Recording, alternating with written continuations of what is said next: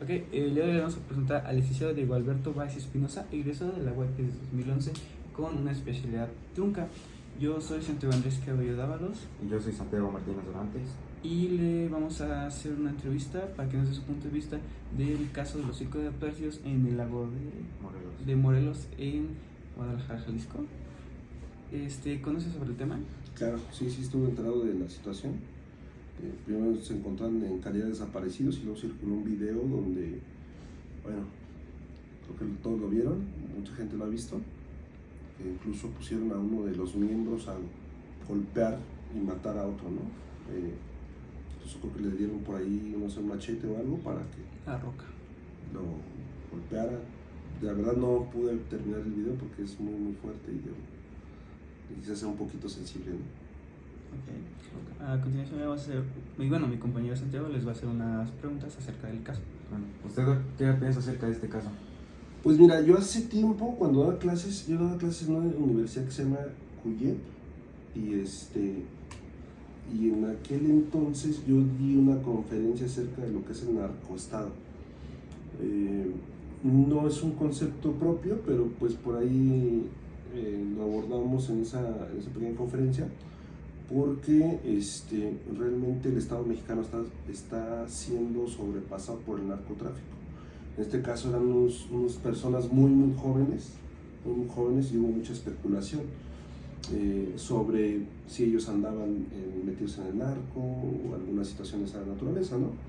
A mí particularmente el caso aún y cuando llevamos más de 10 años sumergidos en la violencia derivada del narco, me sorprende demasiado, me sigue espantando, me sigue pareciendo algo ya de terror, porque repito, esta parte donde al chavo se le obliga a golpear a uno de sus amigos, ya es una situación inhumana, ¿no? No digo que una ejecución sea humana o no, ¿verdad? Todas las ejecuciones son inhumanas definitivamente, pero esto está bastante grave, ¿no? El hecho de que se haga ya un circo sobre una muerte, yo lo considero algo ya de terror. ¿Cree que el cártel que los capturó, quiso transmitir algún mensaje? Claro, no, definitivamente el mensaje es precisamente el terror, ¿no? Ya es una cuestión que impacta no solamente a nivel de entidad federativa, que estamos hablando de Jalisco, sino que pretende impactar al resto de la población. Ya son actos de terrorismo incluso, ¿no? Porque yo creo que, repito, ¿no? El hecho de que hayan puesto a su propio amigo a terminar con la vida de alguien más, eso habla de los pocos valores, habla de que estamos podridos ya como sociedad. Bueno, se dice que, no se sabe si estos chicos pertenecían a algún cártel. ¿Usted cree que sí o cree que no? Como abogado debemos ser objetivos y no sé si ustedes sepan, pero hay una presunción de inocencia siempre. Así llegue la policía y encuentra a una persona destazando a otra, aún así es inocente ante la ley. Tiene que agotarse un procedimiento para poder ser culpable y solamente un juez es quien determina si es culpable o no. En ese sentido yo te pudiera decir, para mí no lo eran, no pertenecían a alguna delincuencia, algún tipo de delincuencia organizada, ninguna organización. Me parece que el tema fue por otro lado, ¿no? En este tipo de casos en el que los cárteles hacen este tipo de cosas, ¿cómo proceden las autoridades? Híjole, hablar del proceder de las autoridades, pues muchas veces deja mucho que desear, ¿no? Porque luego andan agarrando a gente que ni siquiera es, porque el asunto se vuelve mediático. El asunto es mediático en el sentido de que muchas veces la impartición de justicia se ve presionada por los medios de comunicación, porque está viral, como le llaman ahora a ustedes, ¿no? Se viralizó. Eso complica la impartición de justicia porque evidentemente evidentemente detienen a cualquier persona para poner y darle un resultado a la sociedad, pero muchas veces no sabemos si realmente ellos participaron o no. Me parece que lo hacen con miedo, me parece que la autoridad hoy en día actúa con mucho temor, porque están sobrepasados. O sea, realmente el armamento que utilizan hoy en día la delincuencia organizada, sobre todo ya lo que son los cárteles, pues no se comparan las armas que trae un policía municipal. Usted, para este caso, por así decirlo, ¿cómo habría intervenido o cómo habría ayudado, por así decirlo? A la sociedad. A la sociedad o a las familias de los afectados. Pues una de las funciones de los abogados es precisamente ejercer lo que se conoce técnicamente como la asesoría jurídica. Y la asesoría jurídica tiene una función como de vigilar el actuar del fiscal. La sociedad y las víctimas, que en este caso víctimas son los padres, porque las otras personas ya fallecieron, perdieron la vida. Las víctimas como tal son los papás, la familia, puede ser alguna novia, etc. Sería orientándolos, decirles cómo es el procedimiento, en qué consiste el procedimiento, quizás aportando pruebas, investigando, porque tenemos esa facultad de investigar. Entonces esa pudiera ser alguna aportación que nosotros como abogados podemos hacer. Ok. Las autoridades, bueno, ¿usted cree que las autoridades sí buscan a los responsables, o sea, a los del cártel? Híjole, yo particularmente dudo mucho de la autoridad mexicana. Perdón que se los diga a ustedes como jóvenes estudiantes, pero repito, muchas veces me ha tocado asuntos donde mis clientes no han hecho absolutamente nada, pero el Estado se rige por estadísticas.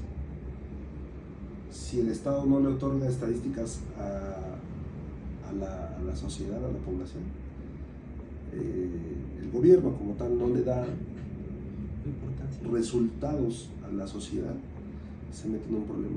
Pudiera causar un conflicto social tremendo, ¿no? Hemos visto ya algunas manifestaciones como son los linchamientos, sobre todo en el Estado de México y en la zona conurbada de la Ciudad de México, donde los asaltantes de combis han sido linchados, ¿no? Entonces eso habla de que ya no hay una ley, ya no hay autoridad y consecuentemente la gente actúa, ¿no?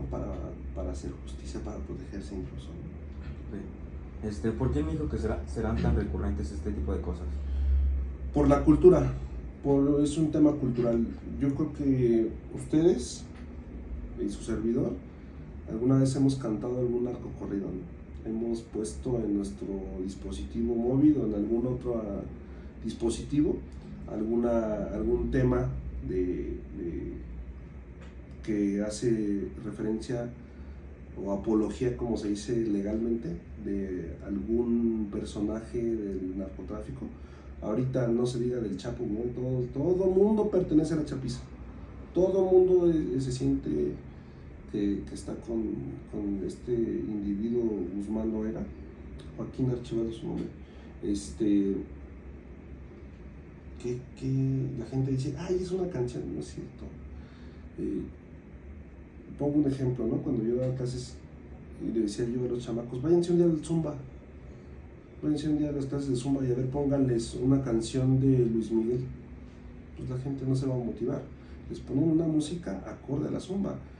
Chequen, ustedes que van empezando a salir y que empiezan a ir a fiestecitas, van a ver cómo les ponen una canción de Fuerza Régida, de Grupo Firme o de este compa Peso Pluma y la gente se aloca. Y eso muchas veces propicia también la violencia. Es parte de, ¿no? La sociedad está pero invadida hasta el tuétano por esta narcocultura. Y ahí es el tema. Ok. ¿Alguna vez usted ha tenido que enfrentar un caso acerca del narco? O sea, usted ha tenido un cliente que ha sido defensa sobre... Yo particularmente evado ese tipo de asuntos por la responsabilidad tan fuerte. Y digo, no es un tema de tanto de responsabilidad, pero algo puede llegar a salir mal y sí hay consecuencias, ¿no? Creo que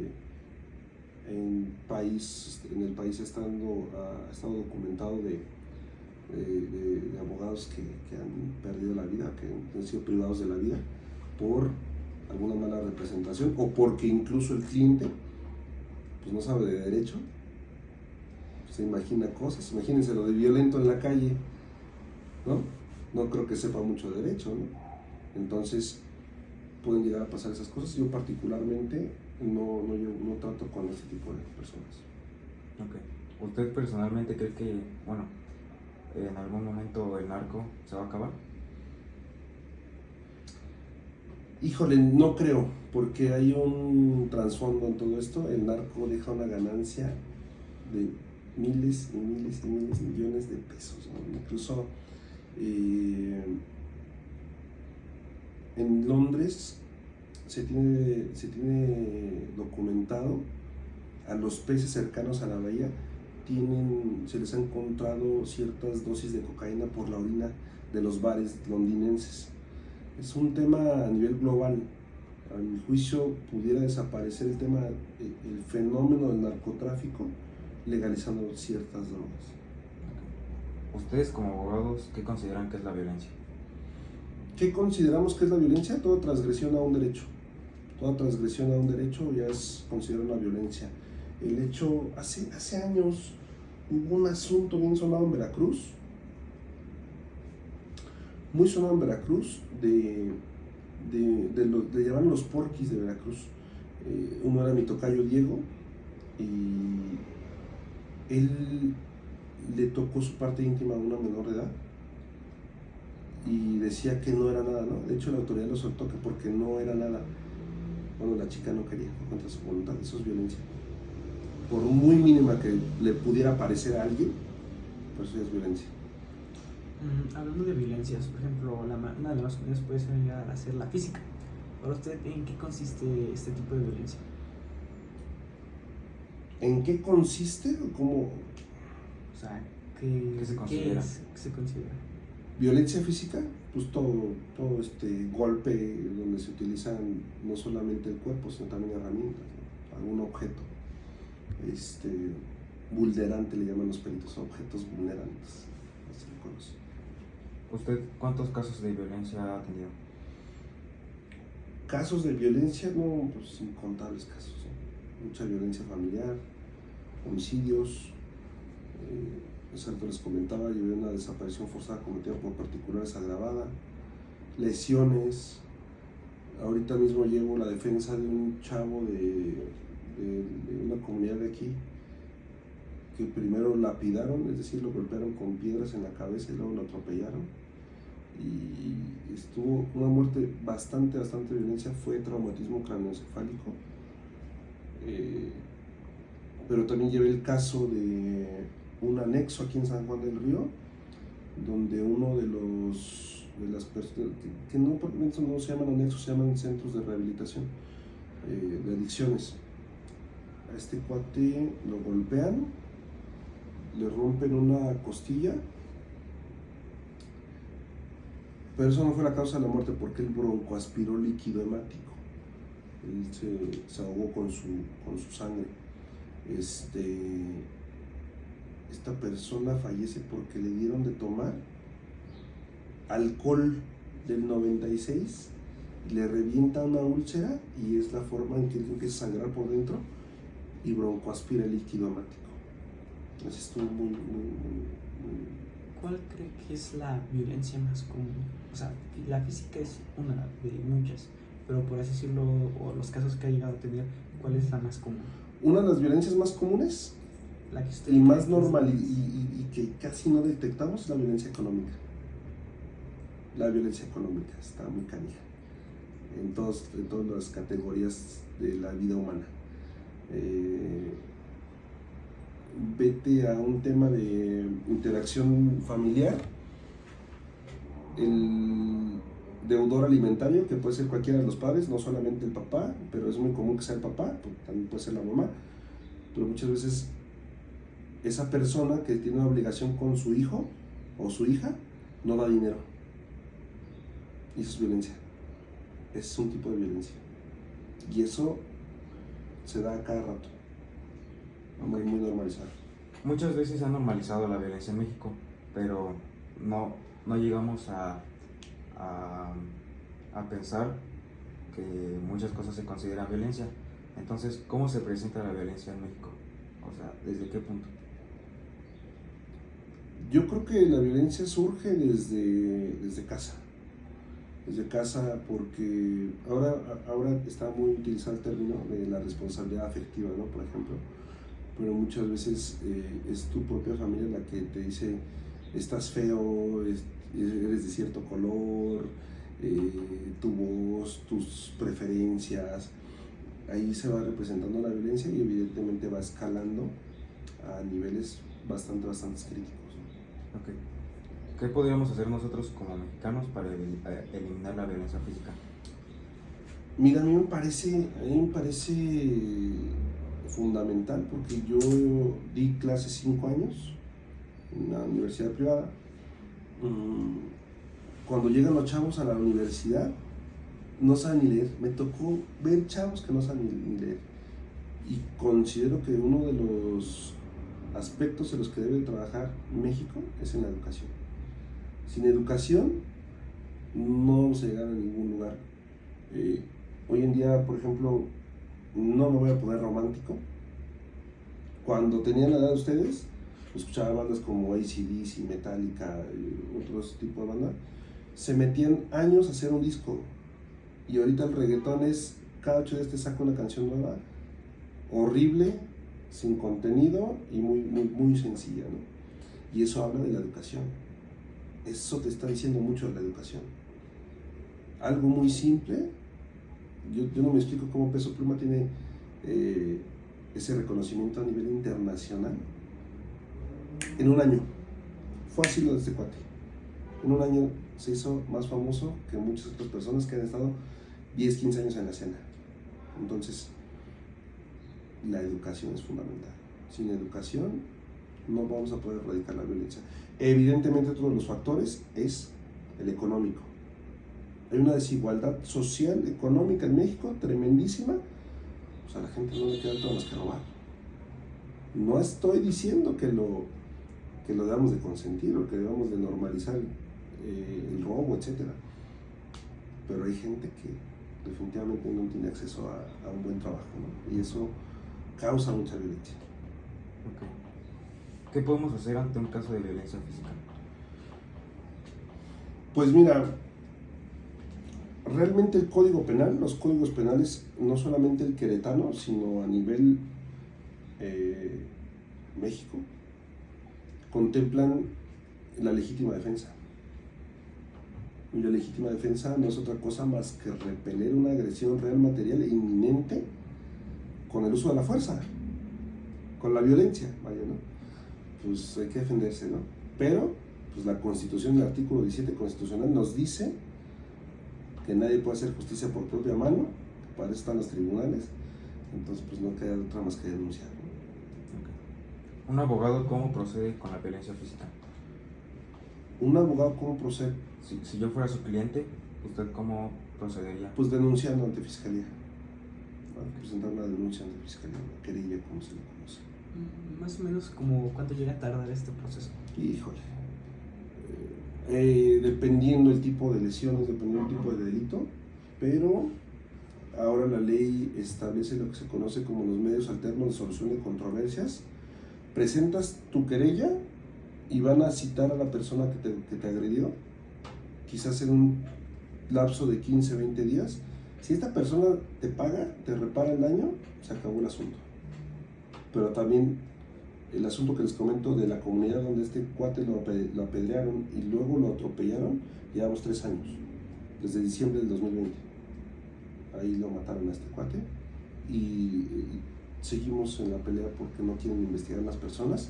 Entonces llevamos 3 años en ese asunto. Puede durar más. ¿Por qué es tan tardío? O sea, porque no hay suficiente personal y México no cuenta con la infraestructura de tribunales y de personal y de, evidentemente, capital humano para hacer frente al fenómeno delictivo que se da día con día. No hay forma. Aquí en San Juan del Río, si no estoy equivocado, debe de haber poco más de 10 fiscales, lo cual es insuficiente para una población de más de 150,000 personas. Ok. ¿Cree que en algún momento se va a acabar la violencia en México? Insisto en que si no trabajamos en el tema de educación y en la igualdad económica, no va a pasar. Ok, entonces así concluye la entrevista. Muchas gracias por darnos No, un ustedes. poco de su tiempo. A ustedes por el espacio. Muchas gracias. Gracias.